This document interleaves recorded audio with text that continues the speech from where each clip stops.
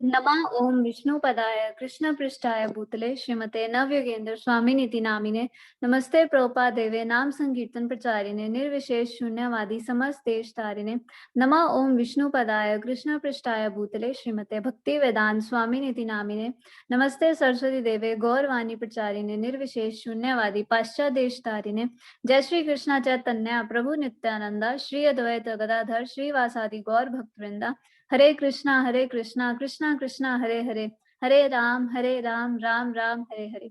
हरे कृष्णा। तो आप सभी भक्तों का स्वागत है शिला प्रभुपाद जी की पुस्तक पढ़नी कक्षा में। तो हम जो पुस्तक पढ़ रहे हैं उसका नाम है कृष्ण भावनामृत एक अनुपम उपहार। तो जो भी भक्त लोग पुस्तक पढ़ना चाहेंगे वो अपना हैंड रेस कर सकते हैं। आयुषी जोशी माता जी मैं आपको अनम्यूट कर रही हूँ। माता जी, कृष्ण को सरलता से देखा जा सकता है, किंतु वे उन्हें ही देखते हैं जो उनके भक्त हैं। जो देशी मूर्ख या बुद्धिहीन है, उनके लिए वे अपने आप को माया के पर्दे से छिपा लेते हैं।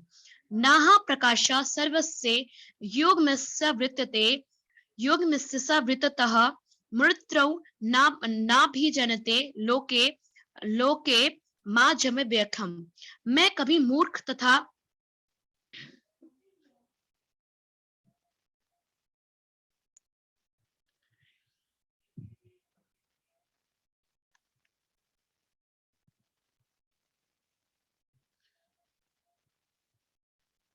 मैं कभी मूर्ख तथा बुद्धिहीन के सामने प्रकट नहीं होता।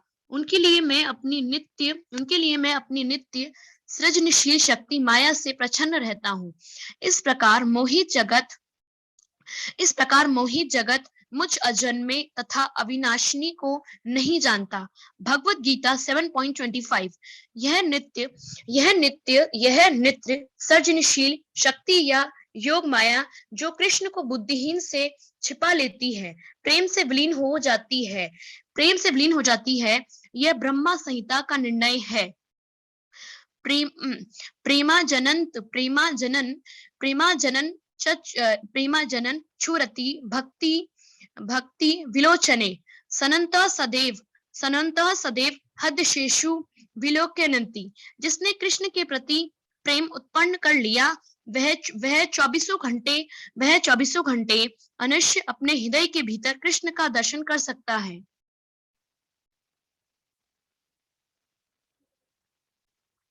जो प्रकार कृष्ण का दर्शन करते हैं वे चिंतन नहीं करते, क्योंकि वे जानते हैं कि मृत्यु के समय वे कहाँ जाएंगे। जिसने कृष्ण भावनामृत का उपहार ग्रहण किया, वह जानता है कि उसे इस भौतिक संसार में दूसरा शरीर ग्रहण करने के लिए लौटना ही पड़ेगा, अपितु वह कृष्ण के पास जाएगा। श्री कृष्ण के पास जब तक जाना संभव नहीं, जब तक वह कृष्ण के समान ही सच्चिदानंद विग्रह शरीर ना प्राप्त करे, जब तक कोई अग्निवित्व ना बन जाए, तब तक यह संभव नहीं है कि वह अग्नि में जलकर भस्म हुए बिना उसमें प्रवेश करे। इसी प्रकार बिना आध्यात्मिक शरीर के कोई आध्यात्मिक जगत में प्रवेश नहीं कर सकता। आध्यात्मिक शरीर होने पर गोपियों तथा गोपों के समान कृष्ण के साथ रास नृत्य किया जा सकता है। यह समान नृत्य नहीं होता, अपितु पूर्व पुरुषोत्तम परमेश्वर के साथ शाश्वत का नृत्य है। जो कृष्ण के प्रेम से शुद्ध हो चुके हैं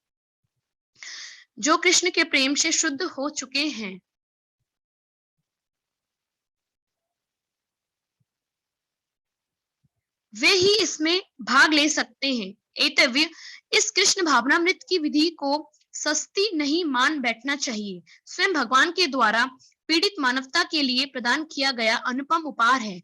इस विधि में लगने मात्र से ही हम जीवन की सारी चिंताओं तथा भय, विशेष रूप से मृत्यु के भय से मुक्त हो जाते हैं।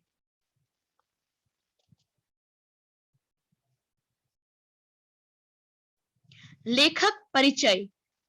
शील भक्ति सिद्धांत सरस्वती श्री जगन्नाथपुरी धाम में श्री भक्ति विनोद ठाकुर के यहाँ जन्मे थे, जो भगवान चैतन्य से चली आ रही है। परंपरा के महत्वपूर्ण कृष्ण भावनामृत आचार्य थे। सरकारी मजिस्ट्रेट के पद पर रहकर भी शील भक्ति विनोद भारत में भगवान चैतन्य की शिक्षाओं की स्थापना करने का अथक प्रयास करते रहे। जहां दुर्भाग्यवश वे लोग भगवान कृष्ण की शक्ति के सिद्धांतों से विमुख हो चले थे, उन्होंने एक विश्व विद्यापक कृष्ण भावनामृत संघ का स्वप्न देखा एवं भगवान से इस स्वप्न की पूर्ति हेतु एवं एवं एवं पर पत्र प्रदान करने की प्रार्थना की। हरे कृष्णा छह माता जी। जी मैम। धन्यवाद माता जी। श्रेया जोशी माता जी, मैं आपको अनम्यूट कर रही हूँ। कृष्ण माता जी। हरे कृष्णा माता।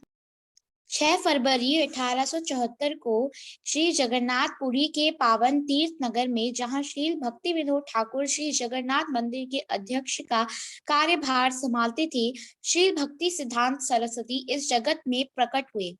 उनका नाम विमल प्रसाद रखा गया। 7 वर्ष की आयु में विमल प्रसाद ने भगवत गीता के 700 से अधिक श्लोक कंठस्थ कर लिए एवं वे उन पर सारगर्भित टिप्पणियां करने लगे। कई महत्वपूर्ण ग्रंथों एवं कृष्ण भावना दर्शन के लेखों के लेखक श्री भक्ति विनोद ठाकुर ने अपने पुत्र को छपाई तथा प्रूफ शोधन में निपुण कर दिया। 25 वर्ष की आयु होने तक विमल प्रसाद ने संस्कृत, गणित एवं ज्योतिष के पंडित के रूप में प्रभावी यश अर्जित कर लिया। उनके ज्योतिष ग्रंथ सूर्य सिद्धांत के कारण उनको अत्यधिक विद्वता हेतु सिद्धांत सरस्वती की उपाधि मिली। 1905 में अपने पिता के परामर्श का अनुसरण करते हुए सिद्धांत सरस्वती ने गौर किशोर दास बाबाजी से दीक्षा ली। यद्यपि गौर किशोर दास बाबाजी संत एवं कृष्ण के उत्तम भक्त के रूप में प्रसिद्ध थे, तथापि वे अनपढ़ थे। अपने अत्यंत शिक्षित शिष्य की विनम्रता एवं समर्पण से संतुष्ट होकर श्री गौर किशोर ने उनको अपना पूर्ण आशीर्वाद प्रदान किया और उनसे निवेदन किया, अन्य सभी कार्य छोड़कर परम सत्य का प्रचार करो। तत्पश्चात सिद्धांत सरस्वती ने अपने पिता के प्रचार कार्य में स्वयं को एक योग्य सहयोगी प्रमाणित किया। 1914 में श्री भक्ति विनोद ठाकुर के देहांत के उपरांत सिद्धांत सरस्वती अपने पिता की पत्रिका सज्जन तोषणी के संपादक बन गए एवं उन्होंने कृष्ण भावनामृत साहित्य हेतु भगवत प्रेस की स्थापना की। फिर 1918 में सिद्धांत सरस्वती ने संन्यास स्वीकार किया एवं उनका नाम श्री भक्ति सिद्धांत सरस्वती गोस्वामी महाराज पड़ा। पूरे भारत में कृष्ण भावनामृत का प्रचार करने के उद्देश्य से उन्होंने देश भर में गौड़ीय मत की 64 शाखाओं का गठन किया। इसका प्रधान कार्यालय चैतन्य गौड़ीय मठ भगवान चैतन्य के जन्म स्थान श्रीधाम मायापुर में अवस्थित था। बाद में उन्होंने अपने शिष्यों को प्रचार करने कार्य हेतु यूरोप भी भेजा। श्री भक्ति सिद्धांत ने कृष्ण भावनामृत की परंपरा को 20वीं शताब्दी की तकनीकी एवं सामाजिक परिस्थिति के अनुसार ढाला। वे छापे खाने को विश्व में कृष्ण भावनामृत प्रचार का सबसे प्रभावी साधन मानते थे। उन्होंने स्वयं कई महत्वपूर्ण भाष्य एवं दार्शनिक निबंध लिखे। वे अपने सन्यासी शिष्यों को विदेशी वस्त्र पहने एवं पैदल के बदले आधुनिक वाहनों में यात्रा करने की छूट देने वाले प्रथम गुरु थे। 1922 में एक मेधावी युवा छात्र अभय चरण दे श्री भक्ति सिद्धांत से कलकत्ता के गौड़ीय मठ में मिला। श्री भक्ति सिद्धांत ने तुरंत उस नवयुवक को परामर्श दिया कि वह विदेश में कृष्ण भावनामृत संदेश का प्रचार अंग्रेजी भाषा में करे।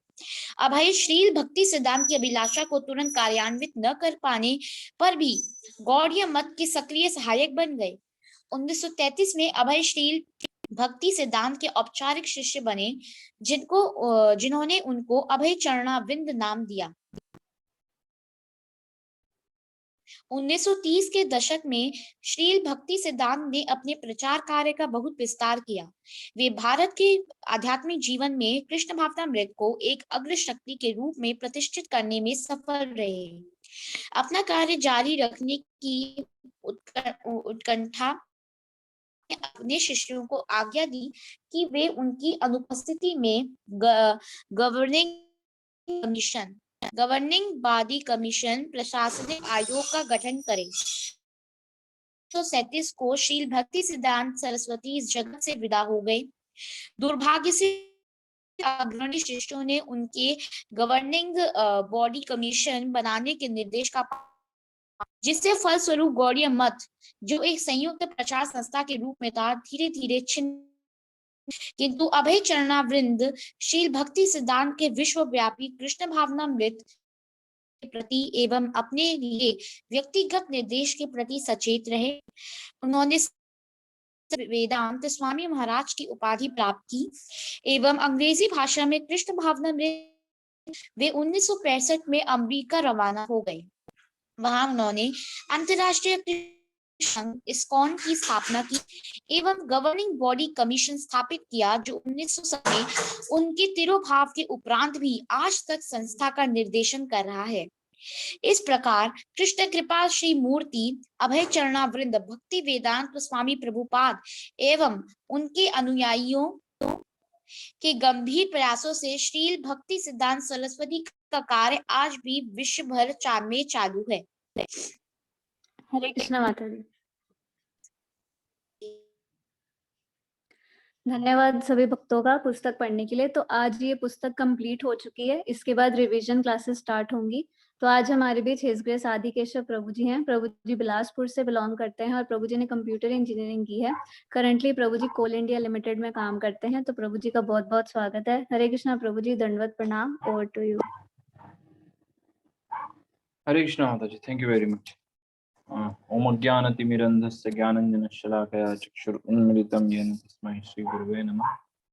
नमो विष्णुपदाय कृष्णपृष्ठाय भूतले श्रीमते नमिते नमस्ते प्रभुपाद नाम संकीर्तन प्रचार।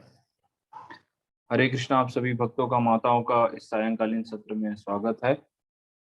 तो आज जैसे श्रील प्रभुपाद की ये जो छोटी पुस्तकें हैं उसको आज पढ़ के हमने समाप्त किया। अनुपम भेंट कृष्ण भावनामृत, एक अनुपम उपहार। तो यहाँ पे अंत में यहाँ पे यही बताया गया है इसमें कि प्रेमांजन छुरित भक्ति विलोचनेन संतः सदैव हृदयेषु विलोकयन्ति यह श्याम सुंदर मचिंत गुणस्वरूपम गोविंदम आदि पुरुषम तमहम भजामि। प्रेमांजन छुरित भक्ति विलोचनेन, कहने का तात्पर्य यहाँ पे कि जो प्रेम रूपी जो अंजन हम जो आंख में, जो भक्त लोग जो आंख में लगाते हैं, उसी अंजन से वो भगवान को देख सकते हैं। तो कहने का तात्पर्य है इसमें कि जब भगवान के धाम में जाना है तो हमको उनके जैसा बनना पड़ेगा। मान लीजिए यदि हमको आग में हाथ डालना है या आग में जाना है तो हमको वैसा फायर सूट या फिर ऐसा ग्लव्स हमको पहनना पड़ता है कि हम आग में वहां पे जाएं, जैसे फायरमैन वो फायर सूट पहन के जाते हैं। तो उसी प्रकार आध्यात्मिक क्षेत्र में भी प्रवेश करने के लिए, आध्यात्मिक इसमें भी जाने के लिए हमारा शरीर भी आध्यात्मिक होना चाहिए, तो तभी हम वहां पे जा सकते हैं। यहाँ पे तो जैसे यहाँ पे उदाहरण दिया गया है कि मतलब हम कहने का तात्पर्य है कि अंत काले च मामेव, मतलब बोलते हैं कि सारे इसका एक मूल निचोड़ ये है कि अंते नारायण स्मृति। हमको अपने मृत्यु के समय भगवान कृष्ण का स्मरण होना आवश्यक है, तभी हम आध्यात्मिक इसमें हम प्रवेश कर पाएंगे, अन्यथा संभव नहीं है। तो बोलते हैं कि कैसे होगा। मान लीजिए जैसे हम कुछ बिल्डिंग बना रहे हैं या कुछ घर बना रहे हैं, तो बहुत बड़ी बिल्डिंग बना रहे हैं, तो उसके लिए हमको बहुत सारी चीजों की आवश्यकता रहती है। रेती रहता है, सीमेंट रहता है, गिट्टी रहती है, हाँ, फिर पानी रहता है। रेशियो बराबर हमको सीमेंट और गिट्टी का और रेती का और सीमेंट का रेशियो बराबर होना चाहिए, तब तो वो फिर मजबूत होगा। और छड़ लगती है, मतलब स्टील रॉड लगता है, ये लोहा लगता है, ये सब चीजें हमको बिल्डिंग बनाने के लिए लगती है। तो सिमिलरली हमारे इसमें भी हमारी जो कॉन्शियसनेस भी हमारा प्योर होना चाहिए, हमारी चेतना शुद्ध होनी चाहिए। तो इसीलिए हमको विचार जो हमारे मन में आते हैं या जो हमारे दिमाग में जो विचार उत्पन्न होते हैं, उससे क्या होता है, शब्द बनते हैं। और फिर शब्द से हम क्या बनाते हैं, शब्द से फिर वो चीजें एक्शन के रूप में आती हैं, क्रियाओं के रूप में आती हैं, और क्रियाओं के बाद वो आता है हैबिट्स के रूप में। जब हम कुछ काम करेंगे तो फिर वो हमारी धीरे धीरे आदत बनते जाएगी, और फिर हैबिट से फिर हमारा क्या होता है, आदतों से हमारा क्या होता है, कैरेक्टर बनता है, और कैरेक्टर से फिर हमारा वो कल्चर बनता है। तो इसीलिए थॉट प्रोसेसिंग जो है ना, वो बहुत इम्पोर्टेंट है किसी भी मतलब हमारे मनुष्य जीवन में। हमारा थॉट सबसे प्योर होना चाहिए।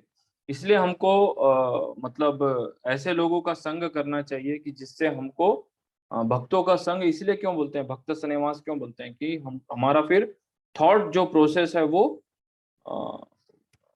क्लियर होता है, शुद्ध होता है, हमारी चेतना धीरे धीरे शुद्ध होती है। तो ये एक प्रोसेस बताया गया है। तो इसी प्रोसेस से हम अपना ह्यूमन लाइफ भी परफेक्ट कर सकते हैं, इसी प्रोसेस से। विचारों से शब्द, शब्दों से क्रियाएं, एक्शन, और एक्शन से हैबिट, हैबिट से कैरेक्टर, कैरेक्टर से कल्चर। तो ये चीज हमको याद रखना चाहिए। तो इसलिए हमको ना इन सब चीजों की प्रैक्टिस करने की भी आवश्यकता रहती है। किसी भी बोलते हैं ना कि practice makes a man perfect, है ना। मतलब करत करत अभ्यास के जड़मति हो तो सुजान। कि शिला के ऊपर भी निशान पड़ जाता है। तो इसीलिए हमको ये याद रखना चाहिए कि हम किसी भी चीज को हम मान लीजिए जैसे हमको डांस करना है, परफॉर्मेंस देना है स्टेज पे, तो क्या हम जाके डायरेक्ट डांस में जाके हम परफॉर्मेंस दे देंगे क्या वहां पे? तो हम गुड डांसर नहीं कहलाएंगे, है ना। तो इसके लिए हमको बहुत सारा रिहर्सल करना पड़ता है। हमको एक गुरु के मार्गदर्शन में रिहर्सल, गुरु बताता है कि यहाँ पे ये स्टेप गलत हो रहा है, ये वाला स्टेप आपको सुधारना है, ऐसा नहीं, ऐसी ऐसी भाव भंगिमा आप बनाइए, हाँ ऐसे कमल का पुष्प है तो ऐसा आपको करना पड़ेगा हाथ। बहुत सारी चीजों की प्रैक्टिस करनी पड़ती है हमको, तब कहीं जाके हम फिर इतनी सारी रिहर्सल करेंगे, अच्छा सा हम ड्रेसअप करेंगे, और तब फिर हमारा जाके वहां पे अच्छा डांस होगा, और तब फिर हम गुड डांसर कहलाएंगे। तो सिमिलरली हमको, जब हमको पता है मृत्यु से तो कोई नहीं बचेगा, सबका आगे पीछे तो सभी का नंबर है। तो इससे तो कोई बचेगा नहीं, इसलिए हमको अंत काले च मामेव स्मरण मुक्त्वा कलेवरम यह प्रयाति समद्भाव याति नस्तत्र संशयः। अंत काले च मावे, जो अंत समय में मेरा स्मरण करता है वो मेरे धाम वापस आता है। भगवत गीता के 8वें अध्याय के 5वें श्लोक में ये वर्णन है, भगवान कहते हैं। तो हमको अंत काल में भगवान का स्मरण कैसे होगा? अब कोई बोलेगा अरे लास्ट में तो जब हमको भगवान का नाम लेना है ना, ठीक है ले लेना, अभी क्या इतना हड़बड़ी है? नहीं, ऐसा नहीं होता है। क्यों? क्योंकि बोलते हैं कि लास्ट टाइम में इतना सारा दिक्कत होता है, कफ, और ये वायु हमारी बराबर नहीं चलती है, कफ, अरे घर घर घर घर घर घर घर घर आवाज आता है, हम बोल भी नहीं पाते, हमारे सब रिलेटिव आजू बाजू खड़े रहते हैं, कोई किसी नाम से बुला रहा है, कोई किसी नाम से, पर हम अपनी इच्छाओं को उनके समक्ष प्रस्तुत नहीं कर पाते। ये भागवतम के 3 स्कंद में ये इसका वर्णन आता है कि आदमी की जो आवाज एकदम घर घर घर घर घर घर घर घर चलते रहते, और बहुत उसका श्वास भी चलने लगता है। और ऐसा कहा जाता है कि जब मृत्यु आती है ना, तो बहुत सारे बिच्छू काटने के समान उसको दर्द होता है। तो वो कहाँ से उसको ये सब चीजें याद आ गई। और ये भी कहा जाता है कि हमने मतलब ये रोल बैक होता है पूरा, मतलब अभी से जो जीवन पीछे तक, बचपन तक की फिर वो यादें सब चलती रहती हैं, तो पूरा फ्लैशबैक चलता है। हाँ, तो फिर कहाँ से हमको ये सब याद रहेगा? तो इसीलिए हमको इन सब चीज़ों के लिए प्रैक्टिस करना बहुत ज़रूरी है। जब हम प्रैक्टिस करेंगे ना, तभी हमको अंत में हमको भगवान की स्मृति होगी। जैसे मान लीजिए ओलंपिक में यदि हमको गोल्ड मेडल जीतना है, या मेडल जीतना है, ओलंपिक में हमको परफॉर्म करना है, तो वो व्यक्ति क्या करेगा? वो हफ्तों, महीनों, सालों प्रैक्टिस करता है। ऐसा नहीं कि केवल 1 हफ्ता किया और ओलंपिक में चला गया। ओलंपिक में जाना ही अपने आप में एक बहुत बड़ा वो है। ऐसा। तो ओलंपिक के लिए वो कितना सुबेरे उठता है, मॉर्निंग में उठता है, बुरी आदतों से दूर रहता है, बड़ा अच्छा उसकी डाइट वगैरह भी अच्छी रहती है। इन सब चीज़ों से वो बुरी आदतों से दूर रहता है, और अपना बिल्कुल कंसिस्टेंसी मेंटेन करता है।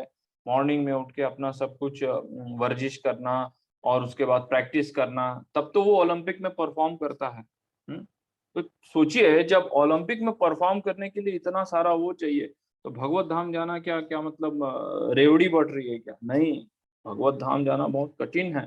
पर यदि हम प्रैक्टिस करें, practice makes a man perfect, यदि हम प्रैक्टिस करेंगे गुरु की शरण में जाके, गुरु के आदेशानुसार, श्रील प्रभुपाद के आदेशानुसार, तो हमारी भी पात्रता रहेगी जाने की। तो इसलिए यहाँ पे बोलते हैं कि पद्म पुराण में वर्णन आता है कि always think of Krishna, never forget Krishna, कि हमको बोलते हैं कि स्मर्तव्य सततम विष्णु, पद्म पुराण में वर्णन आता है कि हमेशा हमको भगवान का चिंतन करना चाहिए, भगवान का नाम जप करना चाहिए। और इसीलिए तो परीक्षित महाराज ने प्रश्न पूछा ना कि मतलब अंत समय में मनुष्य के क्या कर्तव्य होना चाहिए, जो मृत्यु के इसमें है उसको क्या वो होना चाहिए।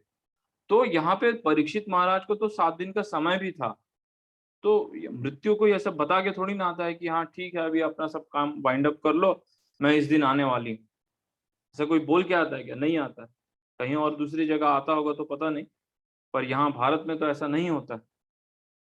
तो परीक्षित महाराज को तो समय मिला था, क्योंकि परीक्षित महाराज तो उस प्रकार के प्रतापी महाराजा थे और उनको 7 दिन का समय भी मिला था। तो इसीलिए उन्होंने क्या सब कुछ वाइंड अप कर लिया और केवल 7 दिन, हाँ, बिना खाए पिए, बिना कुछ कुछ भी किए, केवल श्रीमद् भागवतम का श्रवण किया, भगवान की गुणगान का वर्णन किया, वो भी किससे? सुखदेव महाराज से। तो हमको भी ऐसा हमारा लाइफ होना चाहिए कि हम भी मतलब ऐसा प्रैक्टिस कर ले कि अर्ली मॉर्निंग उठना, भगवान के श्री विग्रह का दर्शन करना, और उसके उनके बारे में ग्लोरिफिकेशन गाना, उनकी आरतियां गाना, उनकी स्तुति गाना, श्रीमद् भागवतम का श्रवण करना, अध्ययन करना, चैतन्य चरितामृत का अध्ययन करना, श्रवण करना, 16 राउंड्स अपना कंप्लीट करना, जप करना, गुरु पूजा गाना, ये सब गाना, चरणामृत भगवान का लेना, भगवान के पद कमल का आशीर्वाद, जो आशीर्वाद मिलता है वो लेना।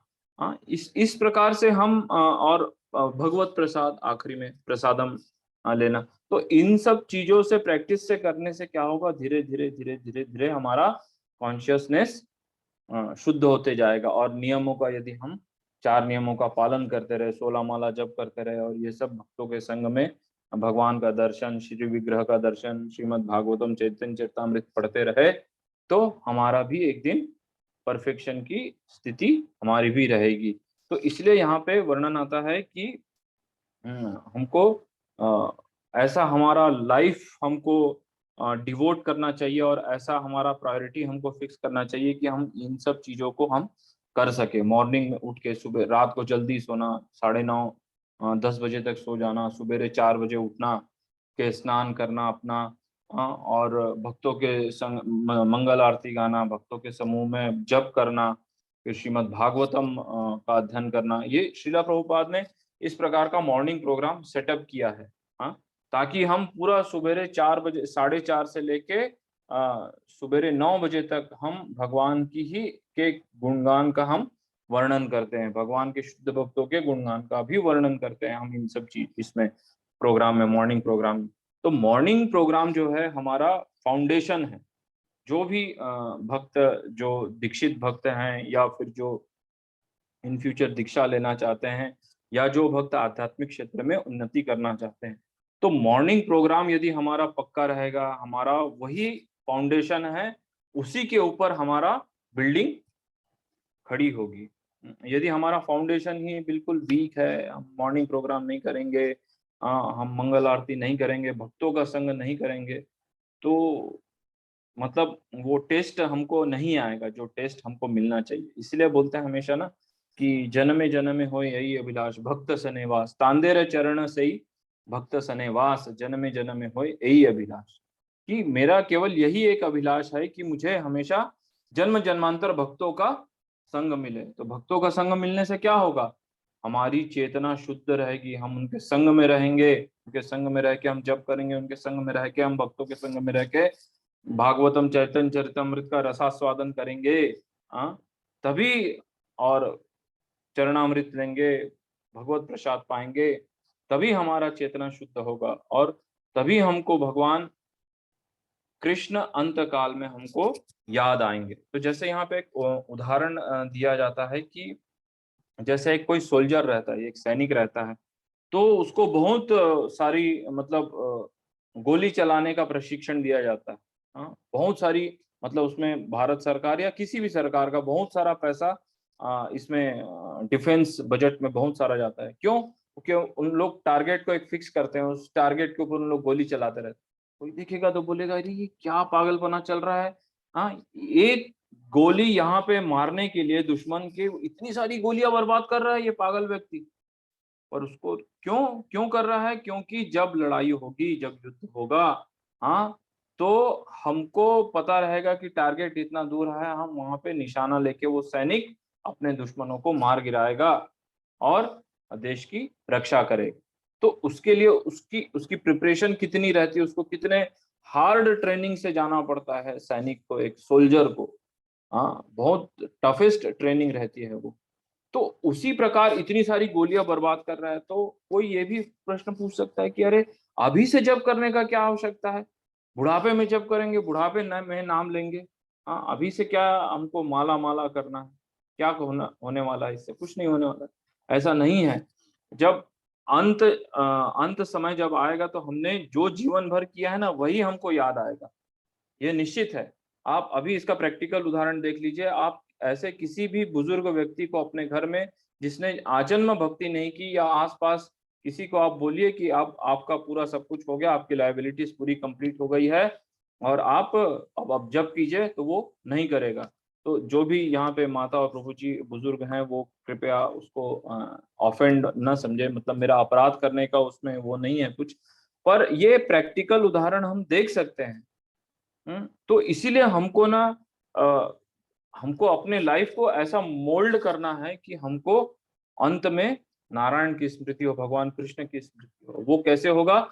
जब हम प्रैक्टिस करेंगे, ये सब सिद्धांतों का हम पालन करेंगे, तभी ये सब हो सकता है। जैसे क्योंकि मृत्यु तो सभी के लिए बराबर है। ऐसा नहीं, कोई ये प्रश्न पूछ सकता है कि अरे क्या भक्तों को मृत्यु नहीं होगी क्या? या भक्ति करेगा तो मृत्यु नहीं होगी? मृत्यु होगी, उसकी भी मृत्यु होगी। पर मृत्यु का जो ये यहाँ पे उदाहरण दिया गया है, जो एनालॉजी दिया गया है, वो जैसे एक बिल्ली रहती है, तो वो क्या करती है, उसी दांत से चूहे को पकड़ती है। हाँ, तो वो चूहा बड़ा घबराया रहता है और बिल्कुल मतलब मृत्यु के इसमें ही मुख में जाता है वो।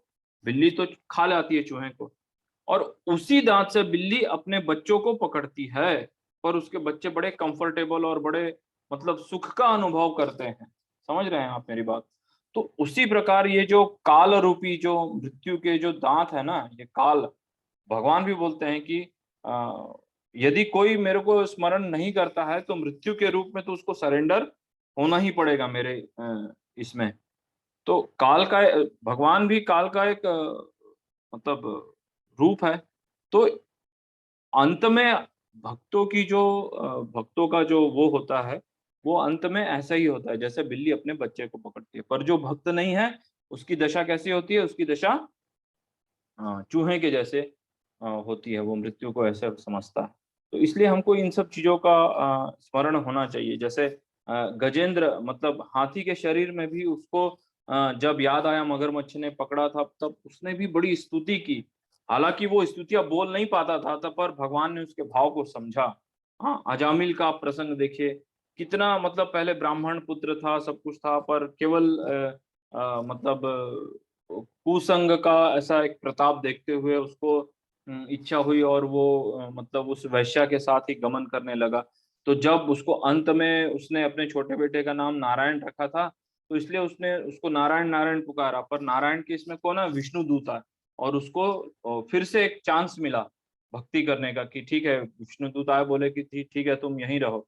तो फिर से वो हरिद्वार में जाके और सब अपने पुराने इसको याद करता है, अपने जीवन को, और वो वहाँ पे बड़ा अच्छे से भक्ति करते हैं जामिल। और वो फिर हरिद्वार में गंगा नदी के तट पर अपना शरीर छोड़ते हैं, और उनको फिर विष्णु दूत आते हैं और वो उनको उस विमान में बैठा के ले जाते हैं। तो हम भागवतम में जिसका भी वर्णन है, ये हमेशा आप याद रखिए कि श्रीमद् भागवतम में जिसका भी वर्णन है, वो एक शुद्ध भक्त है, वो महाभागवत है, तभी उसका भागवतम में वर्णन आ रहा है, भले वो कोई भी हो। हाँ, और हमारे ऐसे कितने सारे ऋषि मुनि थे कि जिनको पहले असफलता हाथ लगी, फिर बाद में उनको सफलता प्राप्त हुई। विश्वामित्र मुनि 3-3 बार असफल रहे, पर वो फिर अंत में उनको फिर वो सफल हुए। और जो ये शौभरी ऋषि थे वो थे, ऐसे बहुत सारे ऋषिगण थे। तो इसलिए हमको अपना उत्साह और अपना ये हमेशा अपना कायम रखते हुए आपका अपना मॉर्निंग प्रोग्राम जो है ना, मॉर्निंग साधना हमको बहुत स्टडीली इसको करना चाहिए। और ये तभी पॉसिबल है जब हम भक्तों के संग में रहें। अदरवाइज अकेले आइसोलेशन में रह के कृष्ण भावनामृत में हम अग्रसर कभी नहीं हो सकते। ये हमेशा याद रखिए, या हमारे आचार्यगण बताते हैं। तो आप सभी का बहुत बहुत धन्यवाद।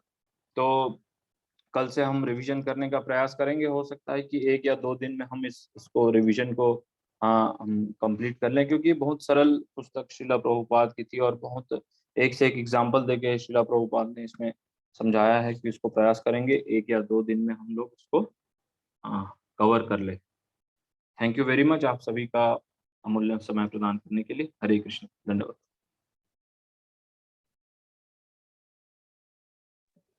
हरे कृष्णा प्रभु जी, आपका बहुत बहुत धन्यवाद इतनी अच्छी क्लास करने के लिए। और हरे कृष्ण। आज के एग्जाम्पल्स भी बहुत अच्छे से, सोल्जर वाला एग्जाम्पल बहुत अच्छा था, तो धन्यवाद प्रभु जी। हरे हरे कृष्ण। कृष्ण। हरे कृष्णा। मैं सभी भक्तों से रिक्वेस्ट करूंगी कि कृपया 3 बार हरि बोल बोल के प्रभु जी का धन्यवाद कीजिए। हरि बोल, हरि बोल। हरि बोल। हरि बोल, हरि बोल। हरि हरि बोल, बोल। हरि बोल। बोल। हरि हरि बोल।